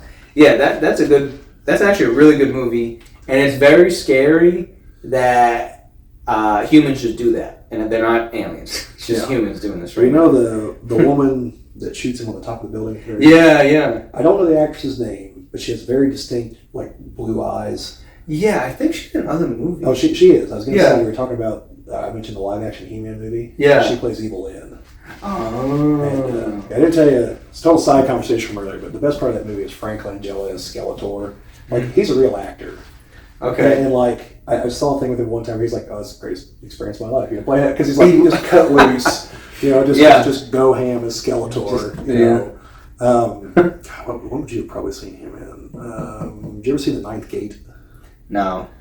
Well, there's a reason why I'm reluctant to recommend this movie to people because it's made by Roman Polanski, and I didn't know that before I saw it the first time. Oh, the weird guy? The guy who can't come back to the U.S. He's been convicted in absentia of sexual assault stuff in L.A. I did not know that before I saw it for the first time. So, understandably, if that's a problem, don't watch the movie. It's like Woody Allen, right? The shitty guy. Like so Johnny Depp's the main character, and he is a person. He's a total parasite who buys rare books from people that don't know what they're worth and flips them. Because he knows what they're worth all the time. He's a total parasite. Yeah. Well, he goes to work for the main guy who is played by Frank Langella. Mm-hmm. He has this book that supposedly was written by the devil. Oh. And it's like the 9 Gates of the Kingdom of Shadows. Mm-hmm. And there are 3 known copies. And he's convinced that only one of them is real. And he needs to know which one. And John Depp's like, well, how do you know yours is? The devil hasn't shown up for you.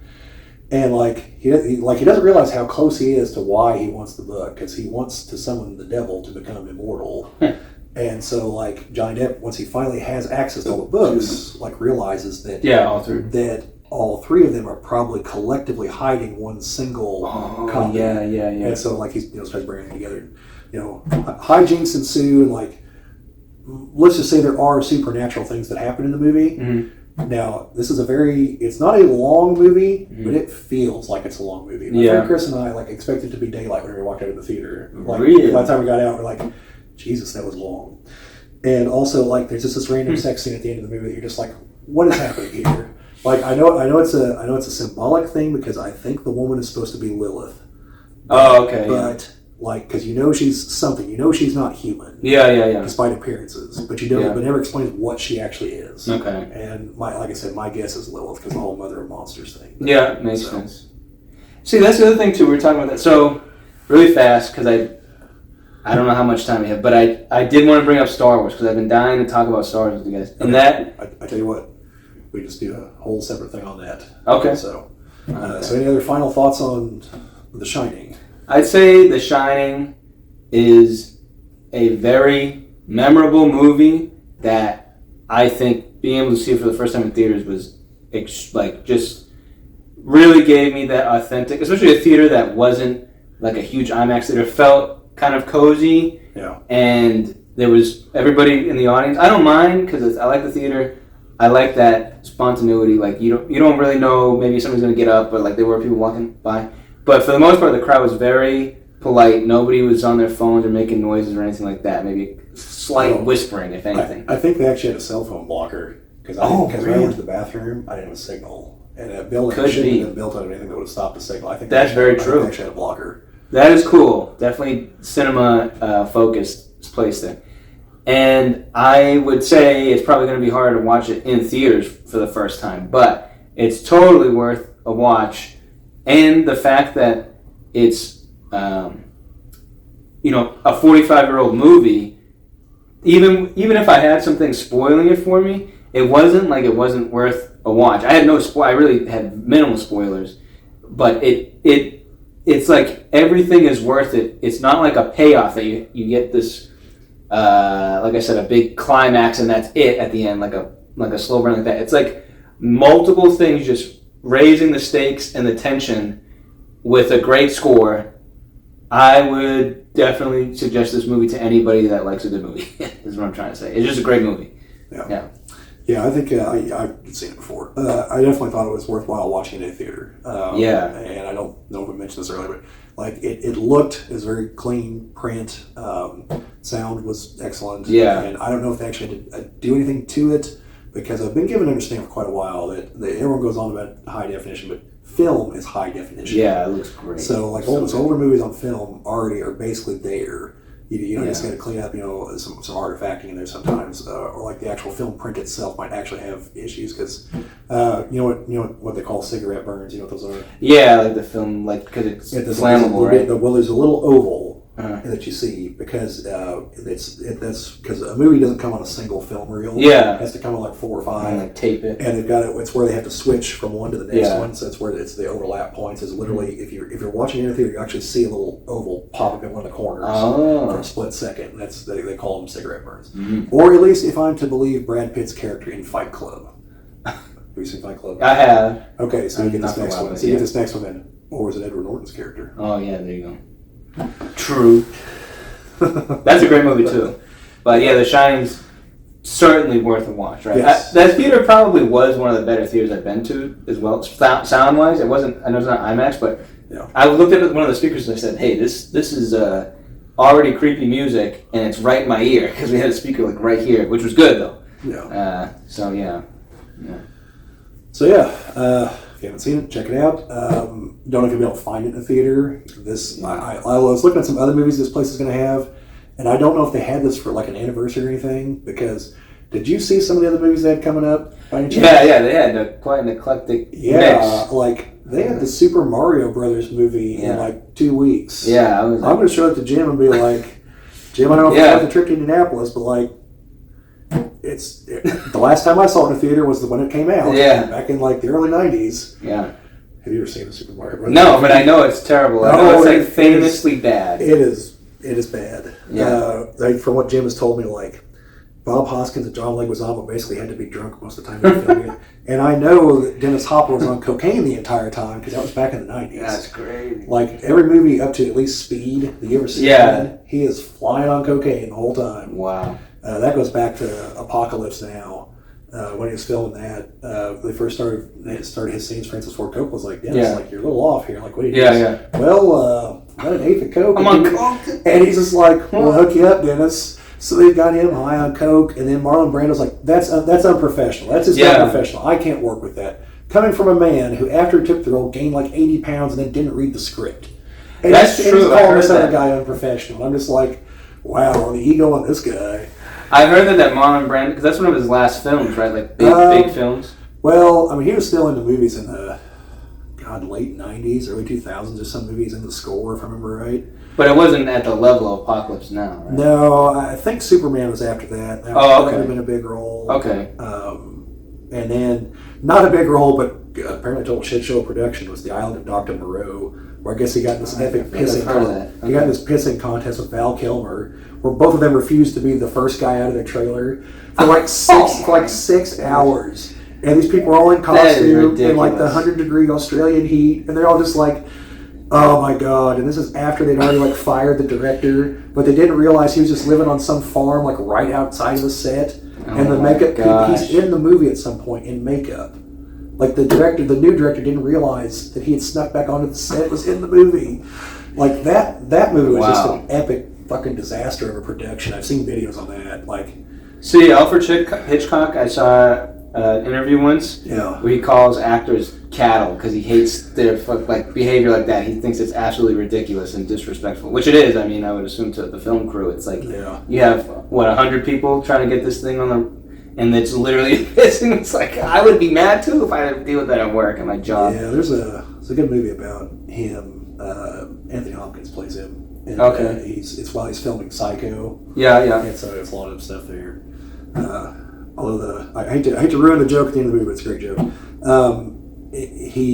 Everyone's convinced that he's really into the women that work for him, but his wife's there, Helen Mirren's character. Yeah. And comes the end of the movie, and he's just, I try to remember exactly what he tells her, because she's like, well, what about your Charlotte's like, or whatever. And he's like, I only have eyes for you. Mm-hmm. And she's like, I've waited 20 some odd years to hear that. And he's like, and that, my dear, is why they call me the master of suspense. And I was just like, that's a line right there. Like, that is great. But he's real good as Alfred Hitchcock. Cause I've seen a couple older videos when Alfred Hitchcock. So I know his sound and manners. He's pretty good. But yeah, it's definitely worth checking out if you ever get the chance. Yeah, a lot of good movies out there. A lot of good movies. The Shining is one of them.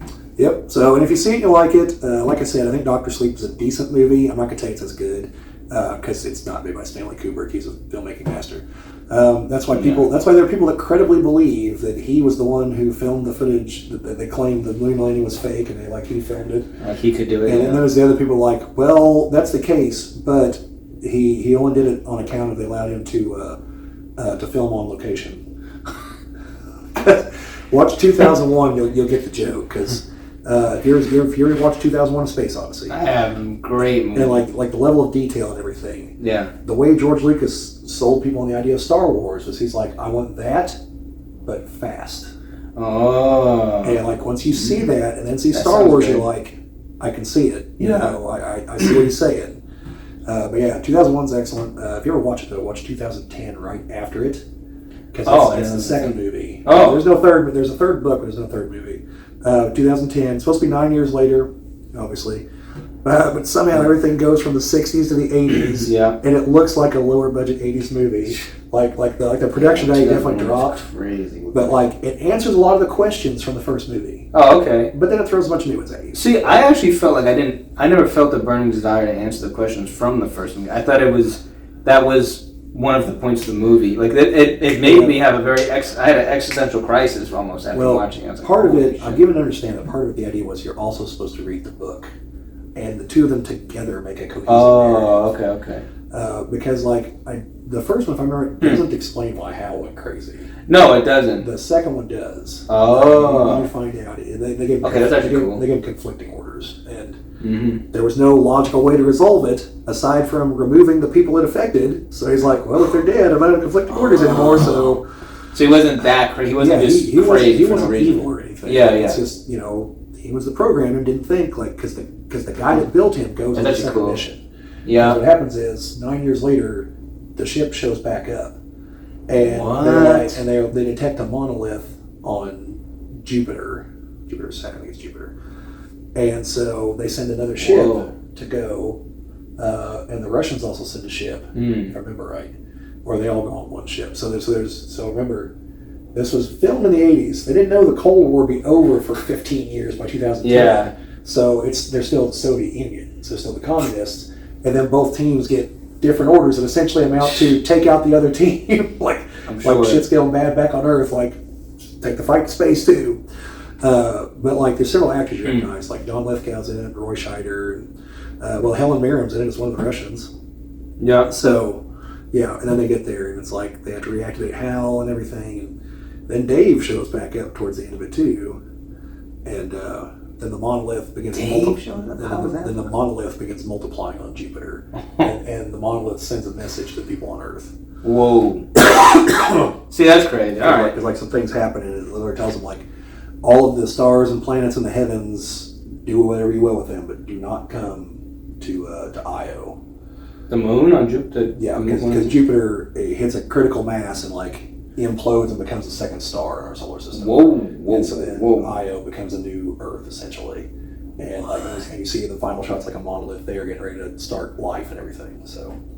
Whoa. Okay. And Dave shows back up somewhere in there. So yeah, it's good. Cool. Like I said, it explains some of the things, but it leaves you with more questions. And, it does not explain Dave's transformation into the space baby in the first one. Like you just forget ever trying to understand that. I like that. I feel like it. For me, what I got from that was that it's like humans are nothing compared to the vastness of the universe. Like we're in the early phases that's what development. Whenever Dave is seeing all the special effects 1968 had to offer there at the end, that's supposed to be him being exposed to the infinite, to the cosmic. Okay, that's right. That's supposed to be the human brain can't process that. So Dave is becoming something else to deal with that. And that's why he goes to that weird sees himself as an old man, an older man, and an even older man than a baby, and it's like that's all part of like he's becoming something more. And like that's what it's kind of supposed to represent. Okay, that's actually cool. I didn't think about that. I felt like that was because that's what it made me think about the universe. And I said, this is a lot of it stressed me out because at the time I was like 21 and I'm already a little existential. I'm like, this movie is another level of it. If you ever see the series Farscape by any chance, no, it was a sci-fi show from the early 2000s, Jim Henson production. Yeah, because it's got a bunch of puppets in it. Okay, human characters, there's also puppets. Okay, but it was also all filmed like in Australia, so almost all the actors are Australian. Okay, that's cool. And the finale references that part because the main character, he's from Earth. Yeah, and gets sucked to the other side of the galaxy through a wormhole, and there's people that want that technology. And he can't give it to them, but they're convinced that it's in his head. So this guy, one of the main villains, puts an AI version of himself inside this guy's mind. What? And it's constantly like, give me the wormhole technology. So at the end, he finally goes to the people that put the information there because he knows, like, he could give it to them. Yeah. But he knows why he can't give it to them. Because they don't understand the power it represents. Yeah. And so he goes to the people to unlock the knowledge following his mind. And there's a final test, and the guy's like trying to get him. He keeps saying time, and he probably just keeps throwing like song lyrics at him. Yeah. And finally, he's done beating around the bush. He's like, it'll end. That's what'll happen. He's like, I understand what I'm asking you. And so then he comes back. Turns on the wormhole thing, and it's just a little pinpoint at first. And they're like, that's it? And he's like, oh, just hang on. And it keeps doubling and doubling and doubling and doubling. And he tries to explain it from like a tax perspective. He's like, well, you start with 1 penny, then you double it, and then eventually the IRS is all over your ass. And finally, they realize that its gravitational field is increasing and everything. Yeah. And they're like, how do you stop it? He's like, you don't. Yeah. That's why I couldn't tell you assholes, this is the only way I'm going to teach you, and it's probably going to destroy all of us.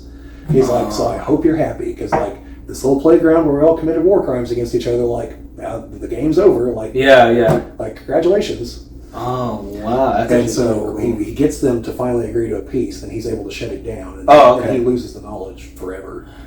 And but then the AI version of that guy in his mind, the final part is the scene from the end of 2001. He's the old man dying in the bed, and Crichton's like, "Really, this is what you picked?" And he's like, "It seemed appropriate." And Crichton's he's Dave in the spacesuit, and like the monolith's back behind him. Oh, that's crazy. And he's like, I'm pretty sure he even tells him like, I didn't even understand what this meant in the movie. So, but yeah, you know, just that weird like random thing at the very end, like this from 2001. I recognize this. But yeah. So yeah, Stanley Kubrick movies, definitely check them out. Eyes Wide Shut is the weird one. Yeah, I haven't seen that. I've seen Clockwork. That's Stanley Kubrick. Yeah, Clockwork Orange is Stanley Kubrick. That was my dad loved that movie. He liked that movie quite a bit. You know how they accomplished the shot at the end of the movie where Alex jumps out the window? No, it's it's from his perspective. Yeah, They just threw a camera out the window. That's actually awesome. Yeah, they're just like, well, they'd like make it so it sails straight down, you know. But like, go for it. That's expensive. Yeah. I'm sure that it's not cheap to do. And just like the book, they don't explain what all the terminology means. Like the The book's like, you've got to read it to eventually pick up from context clues what all the slang means. Yeah. Yeah.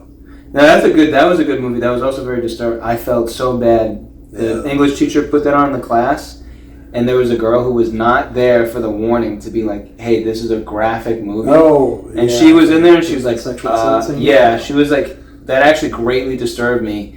And then he goes, "Oh my gosh, you were gone the day." Because again, I was probably 19, maybe 20, and I had not seen Actually, they talk about ultra violence, like they say that word. And my dad told me that too. Violence. Yeah, he was like He probably told me about it when I was like 16, but I had never had a chance to watch it. But when I watched it in English class, I just remember my dad going like, "Oh yeah, he told me this was a crazy movie," and it was. It was crazy. I had a mythology class. At the very beginning, the first day of the class, the professor, he's like, "Look, there's some things we're going to talk about in this class that there is no way to sugarcoat." Yeah. We're talking about Greek mythology, and he's like, in case you're unaware, Zeus slept with everything you could sleep with, and some things you can't. Yeah. Like, it's going to come up. He's like, I'm going to say things in the politest way as possible. Yeah. But it's going to be very obvious. Like, we will be talking about sexual assault at some points in this. It's like. And there is no way to talk about Greek mythology without it. Yeah. Like, it's a component, and there's going to be violence, there's going to be killing, there's revenge. There's going to be a lot of things that like are potentially uncomfortable. He's like, so I'm telling you now, in case you have an issue, like if you want to transfer out or whatever, like that's what I'm telling you. But like we will be talking about those things. So when we get to them, don't be like, I can't listen to this. Like you've been warned. Yeah. You know, and I'm sitting there like, I've seen videos of Greek mythology. It's not that bad, guys. Like, come on now. Of course, I'm also sitting there. I was also quite a bit older than the other people in the class. Yeah. I was like, I lived through the 80s. This is nothing for me. That's the thing, though. Yeah, because everybody in that class, I think she was like 18 or 19. Yeah. And she was just like, I didn't know that. So, of course, without prior warning, and everybody's watching the movie and that scene comes up, you're like, oh, okay. Like, all right, that's pretty dark, but that's the only thing. That's the only exposure I had to Stanley Kubrick. And then a few years later, 2 or 3 years later, I saw 2001. So every single Kubrick film I've seen, I mean, it's only reinforcing that notion that I've heard he's just a master of film. Yeah, basically, he's one of the greatest, easily of all time. So I think his last movie. Well, Eyes Wide Shut was the last one he completed. Yeah. He had started making the movie AI, but he died, and then Spielberg took over. Okay. And that's a weird movie because of that. Because you've got like that innocence and whatnot that you always have from the Spielberg movies. Yeah. But like it's just like stupidly dark because it's the Kubrick material just couldn't be removed, you know? Yeah. And so it's just this weird like horror wonderland that you're going through. You're like, what is happening in this movie? Like, what am I supposed to feel here? Yeah. Like, this is cute. Oh my God! And then this is happening. And you're like, oh Jesus! Like, oh, this is all right. Then, oh my God! You're like, this is a fucking roller coaster. and you can tell. I think it's a good movie. Yeah. Very weird ending, but it's a good movie. I'll check that out then too. But Shining is a Kubrick film. I'll say, not the same as those two movies, but probably the cinematography is definitely at that level. I mean, it's the same director and everything, but Yeah. doesn't mean that every film has to be that good. Like, to have 3 films like that is already. I think there's very few directors that can claim to have 3 super great films at that level. Of the current crop, and mainly it's probably, in my opinion, it's probably mainly Tarantino and like Christopher Nolan. Christopher Nolan, yeah. I think Denis Villeneuve. I really love Blade Runner 2049 a lot, Yeah, and Dune 2 is I liked Blade Runner. I've seen people that really have problems with it, and I understand where they're coming from. They have some valid 2049. Yeah, they've got a few valid criticisms. I love it, but I liked it, because I love the original Blade Runner. Cause that's another. It's a great sequel. That movie was trash when it came out. I had heard that. I heard that. I heard it made almost no money as well. 2049 made no money, which I couldn't believe. I saw the movie twice in theaters. Chad and I went to go watch it. It was great. Yeah, I love that movie. That's probably one of my favorite sequels, actually. Of all sequels, I feel like sequels usually are like, can be so-so. 2049, I think, is, because I wasn't around for the first one though, but I think 2049 is a better film, to be frank. But that's subjective for sure. The very end of the first one, whenever Roy Batty is dying. Yeah. His speech that he gives. Tears in the Rain, yeah. Yeah. That's a great. Rutger Hauer actually wrote most of that himself. Oh, that's pretty freaking cool. He came to. Dang, that's cool. Oh, I can't think of the guy's name that made the movie now. But I should know it. It's Ridley Scott. Yeah. And he's talking to Ridley's like, that's great, we're going with that. That's cool. That's very cool. Cool on Ridley Scott when that happened too. Yeah. Yeah, I've got a DVD of that has 4 different versions of the movie. I know there's a director's cut and there's the final cut. Those are the only 2 that I have. Yeah, it has to do with, there's a few scenes, the end is different in different versions of the movie. Because one end is just this weird, happy-go-lucky, they're just driving off in a car in the mountains, with nice trees and a nice sky and everything, totally different from what we've seen throughout the rest of the movie. The world doesn't look like shit like it does in L.A. And it's got the stupid over-the-top voiceover. Oh, and, what? Yeah, and people for a long time were convinced that Harrison Ford intentionally hammed it up because he hated the idea of the voiceover. And they thought he did it bad on purpose. And he's like, no, I didn't. He's like, they paid me to do these things. I'm not going to screw it up on purpose. That's true. That's what they wanted. That's what I gave them. Wow. So, because if you watch it without the voiceover, there's some things that it takes you a minute to realize what's actually happening. But if you watch it with the voiceover, it tells you whenever he first gets picked up, Harrison Ford, and brought in, and the Chief's calls one of them a skin job, and he's like, skin jobs, this is the kind of guy that back in the day would have used another word I'm about to not use. Yeah. The old hard R, and but you don't get that without the voiceover. You're just like, skin job, what the hell's he talking about? Oh, I see. Because nothing's mentioned about stints or anything. And then one version I think actually explicitly spells out that he is a replicant. Replicant, I mean, yes. And then other versions leave it up to. There's one of the versions. They talk about replicants. One of the things they have is a dream involving a unicorn, and he wakes up from a dream like that. And at the end of the movie, there's another dream like that, and his. I do actually. Yes, I remember his other partner, Edward James Olmos' character, leaves the origami unicorn there. Yes, and that's supposed to be the sign that he knows Deckard's a replicant. It's basically telling him run. I remember that. And that's why I think 2049 is so great, because this was something where I realized I knew people didn't get it. And even my friends, they were like, oh, I didn't think about that. But, this is a spoiler too for 2049. But as a heads up, spoiler here. And you've already watched it. So I was crying because the ending is, I realized the first time I watched it too, that when he's dying, he's the one who's dreaming, and Harrison Ford's daughter was saying, I dream, your dreams are my dreams. Yeah. But I can't think of the main actor's name now. Ryan Gosling. Well, Ryan Gosling, I can't think of the the character, it was 7, I forget. Oh, yeah, I remember his name. When he's dying on the steps, he is in the snow, and she's dreaming of the snow, but that's his reality now.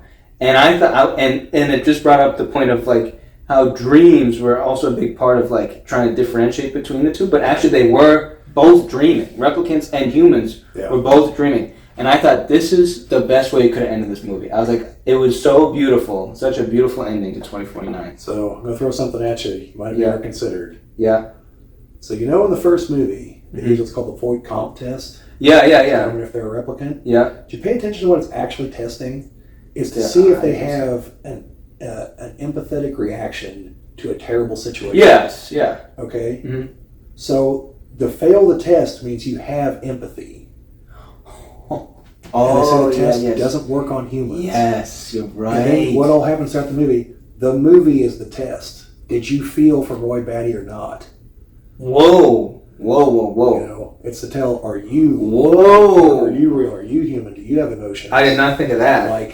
Because, whatever he goes, he's literally was a fake person created to be a slave and rebels.